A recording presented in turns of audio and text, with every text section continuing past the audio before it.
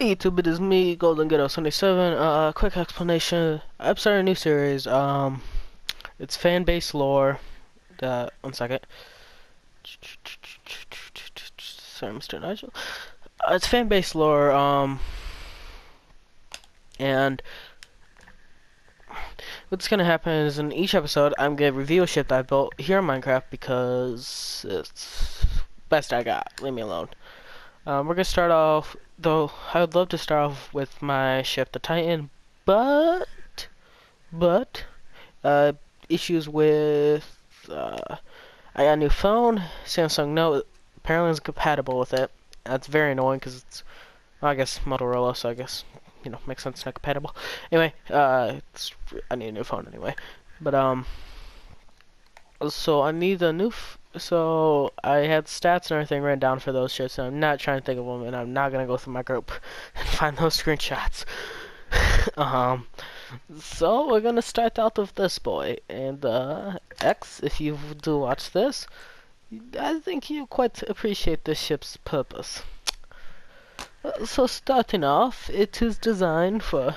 This is all based around like my lore I built up because I've tried writing books. I'm asked like. I've written a book and I haven't asked like a Lucasfilm thing or BOKF publishing and all that, so it's my fault. Anyway, so it's like the Thrawn trilogy, like from Legends, just canon and very different. Okay, not very different, just story-wise different. Anyway, in this story, he has carriers that carry exclusively TIE fighters. Not TIE fighters, TIE defenders. And in the front, we have a cannon here. Think of a mix of the Malevolence and Eclipse. And it's basically a laser. Now, the best it can do is removal of a ship's shields and slow down its power rate. So it's not like full power, because the reactor isn't. It's not designed to be a big Malevolence. The ship is 2,000 meters from front to back, and that is bigger than a Star Destroyer, and that's how it can possess the laser. It carries approximately, at full capacity, 160 TIE Defenders. You see it has this, apologize Minecraft, but you see it has this trench kind of line, similar to that of the Eclipse. Well, with that, with that, it's to allow the point weapons to be buried in so not easily targeted. And you see it builds up. This is for extra holonoma. You get the bridge sticking up here for a commander. Well, obviously to do bridge functions. They control the far end of the laser and all the turbulars, which there is around 30 medium turbo lasers. And I'm not doing the math, but a full, proper defense with the Venator Star Destroyer at 56. So it's this one has 120 point defense weapons. Those numbers, yeah. And this is where the ship has a specialty. It has the first bridge for the controlling of the weaponry, but it has the second bridge under it. And this bridge controls the fighter release. You can't actually see it. I was hoping I didn't have to do this.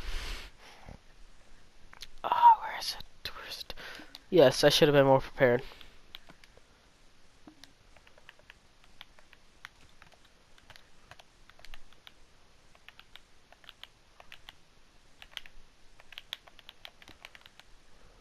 Oh.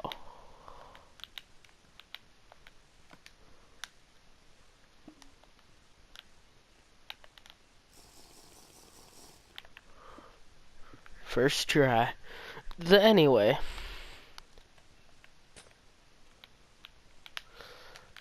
Honestly, there's nothing in it because that's a lot of work. But the hangar remains below here. The hangar remains below here, and it has the Starfighter controller. The white shit's there for looks at Minecraft. And there's another specialty. There is, in fact, an escape pod built in here. Maybe wondering, well, how the hell do you do it? You're gonna need a spacesuit. Like, this is actually it's mainly just for like the captain or high-ranking officials. Say the Emperor was on board for whatever reason. Well, you strap him up in a spacesuit, and as the fighters swarm to protect the ship, he goes out, enters the escape pod. This escape pod proceeds to drop this bigger engine, which can be used as an explosive. Because this ship is anything, it is useful. And then it will detach itself, leaving the ship with a smaller engine, making it slower. And yes, and the ship, escape pod would be able to jump to light speed. It's very uncomfortable. It's there for necessity, mainly because I thought it would look cool. That too. And this bridge has a trench thing. It is also for allow point defense weapons to be built near it, protecting the bridge. Now, with the benefit of two bridges, each specialize on one thing. The ship is not screwed if it loses its primary bridge, which is on the top.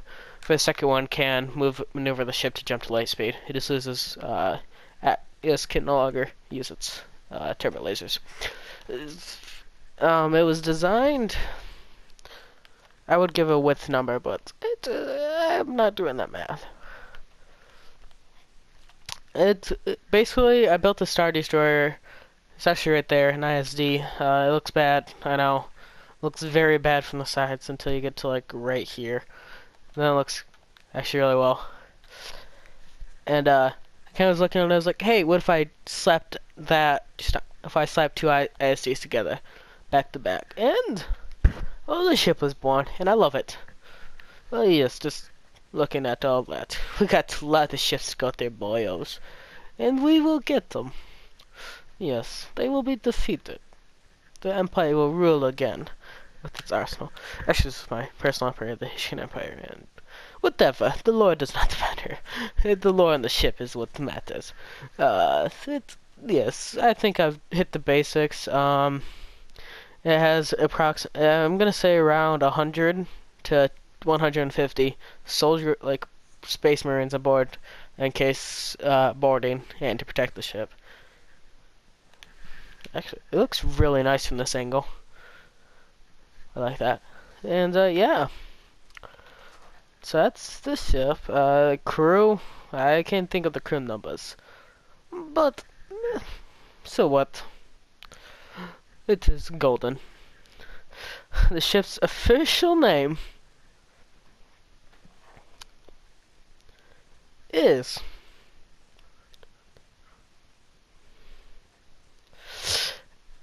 the Pent Destroyer. Yes, the Pent class destroyer. This one English is not my strong suit. This ship's name is the Harbinger